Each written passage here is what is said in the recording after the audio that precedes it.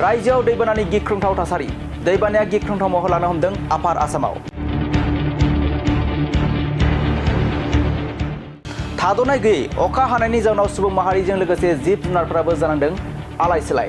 रोजा रोजा जिब जुनारफोरा थाबथाना दं दैबानानि जाउनाव शिबसागर चराइदेव आरो जरहाट जिल्लाफोराव दैबानानि गिख्रंथाव थासारि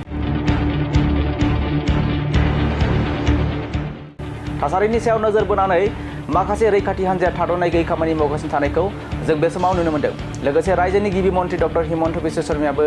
जिंगायाव गोग्लैदों दैबानानि थासारिखौ नुनानै रायजोनि आफार आसामाव गिख्रंथाव दैबानानि थासारि जाउनाव रोजा रोजा सुबुंफोरा गाव गावनि न'खौ नागारनानै रैखाथि बादा एबा रिलिफ केम्पफोराव थानो गोनां जादों आरो बे समाव एसडीआरएफ आरो एनडीआरएफ हान्जाफोरा रैखाथिनि थाखाय थाद'नाय गैयै खामानि मावगासिनो दं दैबानाजों लोमसावना दं रोजा रोजा आबादथिलिफोर थाद'नाय गैयै अखानि जाउनाव हरसेनि गेजेरावनो गिख्रंथाव थासारि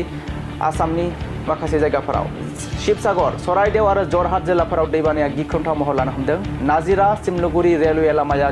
गाज्रि रोखोमै बायनो हमदों दैबानानि जाउनाव सुबुं माहारिजों लोगोसे जिब जुनारफोराबो जानांदों आलाय सिलाय लोगोसे रोजा रोजा जिब जुनारफोरा थाबथाना दं दैबानानि जाउनाव रोजा रोजा सुबुंफोरा गाव गावनि थाग्रा खुलिखौ नागारना रैखाथि बादा एबा रिलिफ केम्पफोराव थानो गोनां जादों रायजोनि गिबि मन्थ्रिया जिंगायाव गोग्लैदों दैबानानि थासारिखौ नुनानै हेलिकप्टारनि गेजेरजों रैखाथि राहा खालामनाय जादों दैबानाजों सैनांनाय माखासे ओनसोलफोरखौ दैबानाया गिख्रंथाव महर लानो हमदों आफार आसामनि माखासे जिल्लाफोराव शिबसागर चराइदेव आरो जरहाट जिल्लाफोराव दैबानाया गिख्रंथाव महर लानो हमदों थासारिनि सायाव नोजोर बोनानै माखासे रैखाथि हान्जाया थाद'नाय गैयै खामानि मावगासिनो थानायखौ जों बे समाव नुनो मोन्दों।